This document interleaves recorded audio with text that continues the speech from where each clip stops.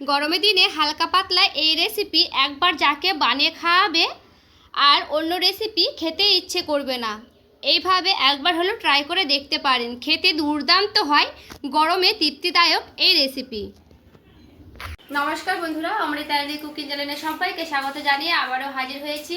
তো যে সকল বন্ধুরা ইউটিউব চ্যানেল থেকে দেখছেন তারা প্লিজ চ্যানেলটাকে সাবস্ক্রাইব করে আমার পাশে থাকবেন, আর যারা ফেসবুক থেকে দেখছেন তারা পেজটাকে ফলো করে রাখবেন, আর স্কিপ না করে পুরো রেসিপিটি দেখবেন। আশা করছি খুবই ভালো লাগবে। তো চলুন রেসিপিটি শেয়ার করা যাক।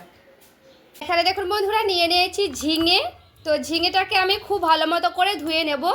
তো ঝিঙেতে যেহেতু বালি লেগে থাকে, মাটি বালি লেগে থাকে, তার জন্য কিন্তু আগে ভালো মতো করে ধুয়ে নেব। এখানে দেখুন বন্ধুরা, খুব ভালো মতো করে ঝিঙেগুলো কিন্তু ধুয়ে নিয়েছি। আর ঝিঙেগুলো দেখুন এবার আমি কেটে নেব। তো দুই দিকে একটু এইভাবে কেটে নিলাম। তো গোটাটাই কেটে নিলে আরও ভালো হবে। তো আমি এইভাবে পিস করে নিয়েছি, পিস করে এইভাবে কেটে নিচ্ছি। তো ঝিঙেটাকে আমি কিন্তু আগে ধুয়ে নিলাম, কারণ কেটে নেওয়ার ফলে আর ধুবো না। আর ঝিঙেটা কিন্তু এই টিপসটা ফলো করবেন যে কেটে আর ধুতে হবে না, মানে যেহেতু জলভাব ঝিঙে, তার জন্য কিন্তু ধুতে হয় না কেটে নিয়ে। তো আগে তার জন্য কিন্তু আমি ধুয়ে নিয়েছি ভালো মতো করে। তো খোসাটা আমি এইভাবে খুব সুন্দর করে ছিলে নিচ্ছি। সবগুলো ঝিঙে এইভাবে আমি ছিলে নেব, তারপরে ফিরে আসছি।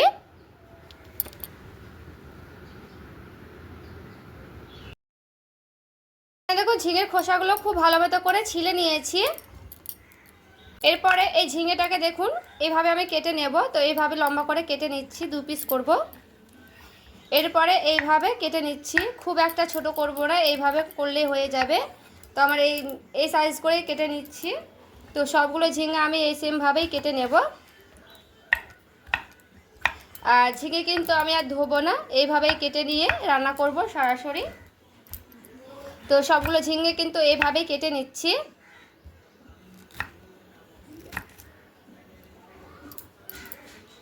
ঝিঙে এইভাবেই কেটে নেব। আপনারা কিন্তু ছোট বড় করে নিতে পারেন। তো আমি এইভাবেই করে নিচ্ছি, কারণ ঝিঙে কিন্তু বেশি গলে যায়, তার জন্য। থালাতে ঢেলে নিচ্ছি। আর ঝিঙেগুলো দেখুন এইভাবে আমি রেখে দিলাম। এখানে দেখুন একটা আমি আলু নিয়েছি। তো আলুটাকে আমি একটাই দিচ্ছি, আর আলুটাকে কিন্তু আগে থেকে খোসাটা ছাড়িয়ে নিয়েছি। এরপরে আলুটাকে দেখুন এইভাবে কেটে নেব। তো আমি আলুটা এইভাবেই কাটছি। আর এখানে আমি একটাই আলু দেব, বেশি আলু দেব না। এই যে একটা আলু দিয়ে দিয়েছি। তো আলুটাকে একবার ধুয়ে নেব। এখন আমি কড়াই বসে নিয়েছি, কড়াই দিয়ে দিতে হবে তেল। তেলটা একটু বেশি দিচ্ছি। তেলটা গরম হয়ে গেলে দিয়ে দিচ্ছি সে আলু কেটে রাখাগুলোকে দিয়ে দিব। এরপরে আলুটাকে খুব সুন্দর করে লাল লাল করে ভেজে নেব। এখানে দেখুন আলুটাকে খুব সুন্দর লাল লাল করে কিন্তু ভেজে নিতে হবে। তো আমার আলুটা ভাজানো হয়ে গেছে লাল লাল করে। তো আলুটাকে আমি উঠিয়ে নিচ্ছি। এখানে দেখুন আমি নিয়ে নিয়েছি ডাল। এগুলো হচ্ছে খেসারির ডাল। তো ডালটাকে আমি প্রায় 1 ঘন্টার মতো ভিজে রেখেছিলাম, এতে করে খুব সুন্দর করে কিন্তু ভিজে গেছে। আর এখানে দেখুন একটা মিক্সিং বোল নিয়ে নিয়েছি। তো আমি এটা বড়টাই নিয়েছি। এরপরে ডালগুলো এভাবে আমি জল ছেঁকে ছেঁকে দিয়ে দিচ্ছি। তো সবগুলো কিন্তু একসঙ্গে আমি মিক্স করে নেব খুব ভালো মতো করে। দেখুন 3টের মতো কাঁচা লঙ্কা নিচ্ছি, দিয়ে দিলাম। এরপর আমি 2টো টুকরো আদা নিয়েছি, আদা টুকরোটাও দিয়ে দিলাম।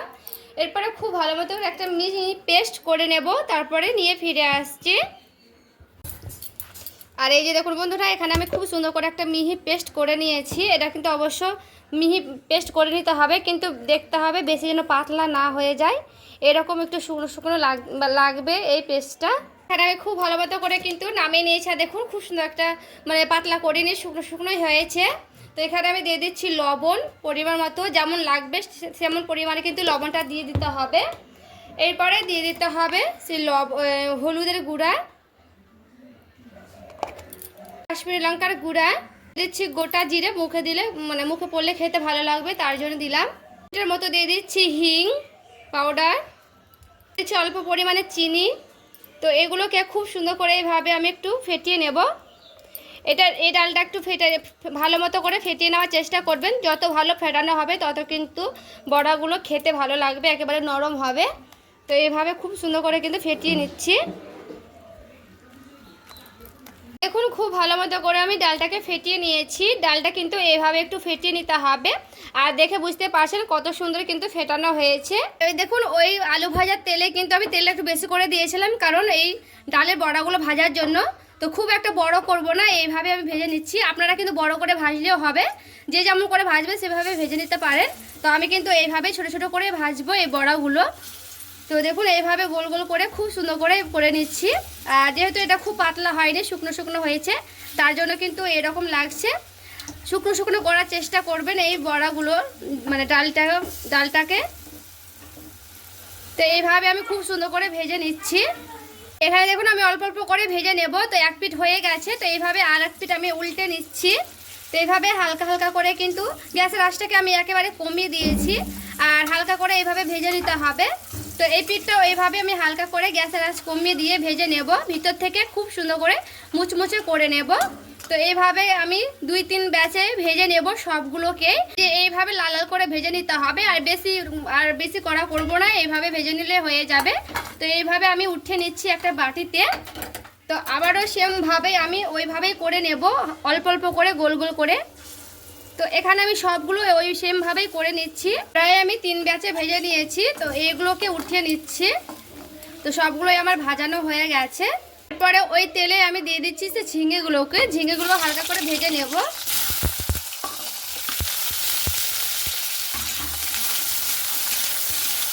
খুব ভালো মতো করে লাল লাল করে একটু ভেজে নিতে হবে ঝিঙেগুলোকে।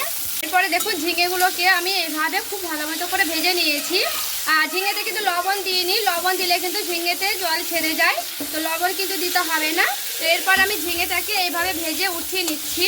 একটা মশলা রেডি করে নেব, যেহেতু আমি হালকা পাতলা করে রান্না করব, তার জন্য নিয়ে নিয়েছি জিরে অল্প পরিমাণে, নিয়েছি অল্প পরিমাণে আদা, আর কটা নিয়েছি 4টের মতো কাঁচা লঙ্কা, পাকা পাকাগুলো নিয়েছি। ঝালটা নিজেদের পছন্দ মতো নিয়ে নিতে হবে। আর নিয়েছি একটা গোটা টমেটো। একটা মিক্সিং বোল নিয়ে নিয়েছি। এরপরে আমি দিয়ে দিচ্ছি সবগুলোকে। খুব ভালো মতো করে একটা মশলা করে নিয়ে চলে আসবো মিহি করে। খুব ভালো মতো করে একটা মিহি পেস্ট করে নিয়েছি মশলাটা। অল্প পরিমাণে তেল দিব, যেহেতু আমি এটা হালকা পাতলা করে রান্না করব, তো তেলটা কিন্তু অল্প করেই দিতে হবে। দেখুন আমি একটা গোটা দারচিনিকে ভেঙে নিয়েছি টুকরো টুকরো করে। এরপরে একটার মতো নিয়ে নিচ্ছি এলাচ, দিয়ে দিচ্ছি গোটা জিরে অল্প পরিমাণে। এরপরে যে মশলাটা আমি করে রেখেছিলাম সে মশলাটা দিয়ে দেব। স্বাদ মতো লবণ, হলুদের গুঁড়া পরিমাণ মতো, কাশ্মীরি লঙ্কার গুঁড়া, হিং পাউডার। নিরামিষে এই হিং পাউডার দিলে খেতে টেস্টি হয়। এরপরে মশলাটা খুব ভালো মতো করে এইভাবে আমি কষিয়ে নেব। মশলাতে দিয়ে দিচ্ছি অল্প পরিমাণে চিনি। মশলাটা খুব ভালো মতো করে আমি কষিয়ে নেব। এখানে মশলাটা কিন্তু খুব সুন্দর করে কষিয়ে নিতে হবে। এখানে দেখুন মশলাটা খুব সুন্দর করে কিন্তু কষে নিয়েছি, আর মশলা থেকে তেলটা ছেড়ে গেছে। আর মশলাটা দেখুন খুব সুন্দর কিন্তু কষানো হয়েছে, দেখে বুঝতেই পারছেন কালারটা কি সুন্দর এসেছে। এরপরে সে ভেজে রাখা আলুগুলো দিয়ে দেব। আলুটা দিয়ে প্রায় 2 থেকে 3 মিনিটের মতো একটু এভাবে কষিয়ে নিতে হবে। প্রায় 2-3 মিনিট কষিয়ে নিয়েছিলাম আলুটাকে। এরপরে দিয়ে দিচ্ছি সে ঝিঙেটা আর আলুটা খুব ভালো মতো করে এইভাবে আমি কষিয়ে নেব। একটু ঢেকে দিচ্ছি, ঢেকে দিয়ে প্রায় 2-3 মিনিট একটু নাড়াচাড়া করে নেব ঢেকে দিয়ে। আর এখানে আমি ঢাকা দিয়ে রেখে দিয়েছিলাম, আর ঢাকা দিয়ে প্রায় 2 বার কিন্তু নাড়াচাড়া করেছি। আর দেখুন আবারও ঢাকা দিয়ে খুব ভালো মতো করে কিন্তু তেলগুলো ছেড়ে গেছে। আর এখানে খুব ভালো মতো করে একটু নাড়াচাড়া করে নিচ্ছি। ঝিঙে আলুটা খুব ভালো মতো করে কষা হয়ে গেলে দিয়ে দিতে হবে জল পরিমাণ মতো। এখানে আমি জলটা অল্পই দেবো, কারণ আলুগুলো সেদ্ধ করব, তো অনেক প্রায় সেদ্ধ হয়ে এসেছে, তো তার জন্য। তো এখানে আমি এই জলটা দিয়ে খুব ভালো মতো করে আলুগুলো যে সেদ্ধ হবে বাকি আলু সেদ্ধ করে নেব। তারপরে আবারও ফিরে আসছি। আমি ঢাকা দিয়ে দিচ্ছি, ঢাকা দিয়ে খুব সুন্দর করে ফুটিয়ে নেব। এরপরে ঢাকাটা আমি উঠিয়ে নিচ্ছি। তো ঢাকা দিয়ে খুব ভালো মতো করে ফুটিয়ে নিয়েছি টকবুক করে। তো এখানে আমার আলুটা প্রায় সেদ্ধ করে নিতেই হবে।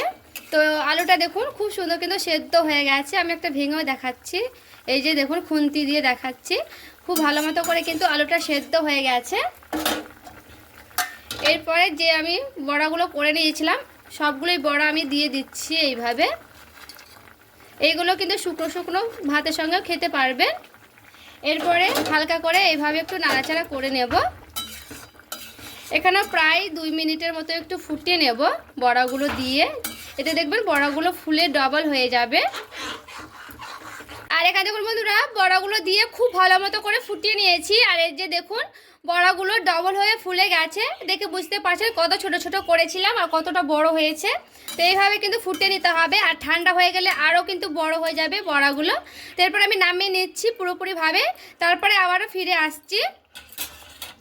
আর এই যে দেখুন বন্ধুরা নামিয়ে নিয়ে চলে এসেছি, আর ঠান্ডা হয়ে গেছে। আর দেখুন দেখতে কতটা লোভনীয় হয়েছে। ঝিঙের রেসিপি তো অনেক রকম করে খাওয়া হয়েছে, একবার হলেও এইভাবে ঝিঙের ডালের রেসিপি বাড়িতে অবশ্যই ট্রাই করে দেখবেন নিরামিষভাবে।